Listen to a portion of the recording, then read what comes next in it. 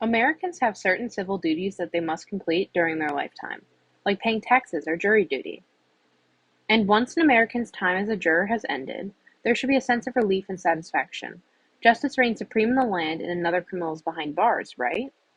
Wrong. According to the California Innocence Project, 1 in 4 stranger eyewitness identifications are wrong. Depending on the case, eyewitness identifications can play a key role in determining a verdict, and jurors usually trust these eyewitnesses to make their decision.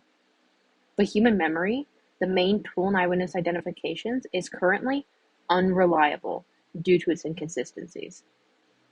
Imprisoning innocents goes against the duties of jurors and taxpayers. Their verdict, based on eyewitness testimony, could put ordinary Americans behind bars, showing that our system is failing. Then, taxpayers have to waste their money to pay for innocent people to be locked up while the real criminals roam the streets. Different areas across the US have higher crime rates, but even the safest of neighborhoods could fall victim to criminals on the loose due to a failing system. So, how do we fix this to protect future generations of Americans? To correct a psychological problem, we must fight fire with fire. Psychology practice in law enforcement could improve eyewitness testimony, help jurors, save taxpayer dollars, and keep Americans safe. As we age, our memories worsen. Not only does it worsen, but dementia is a common fear amongst the older generation. Conditions like dementia can take away the precious moments we spend with our loved ones. But what if I told you that our memory was not as impressive in our youth either?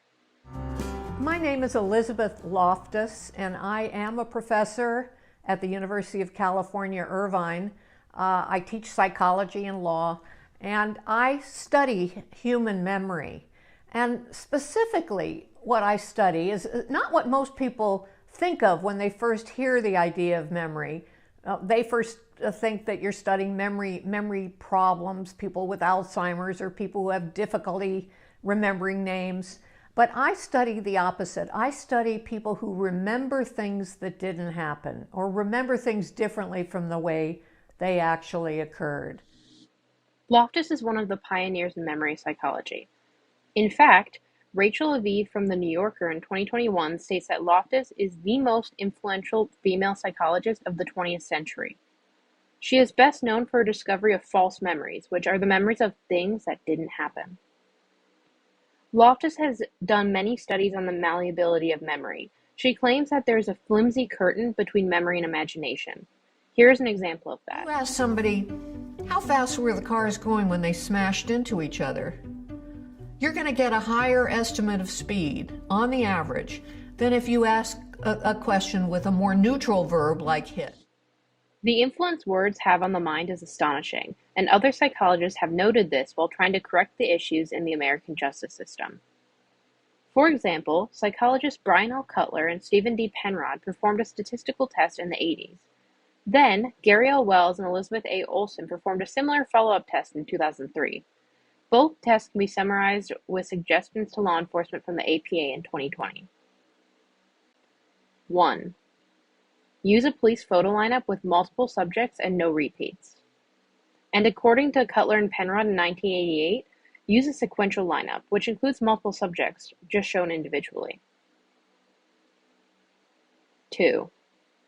Record the entire process, from the instructions given to the witness before the lineup to the confidence statement from the witness after the lineup is complete. Instructions and confidence statements were both supported by psychologists Cutler and Penrod in 1988. 3. Advise law enforcement to interview witnesses as soon as possible.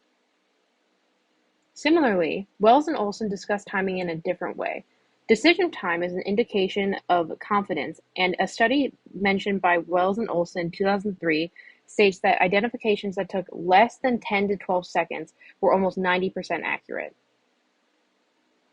If eyewitness identifications were more accurate, or police could identify when they were accurate, it could save the American justice system. Jurors would be able to make decisions based on accurate testimonies, taxpayers would be paying for the real criminals' jail time, and the next generation of Americans, our children and grandchildren, would be safe.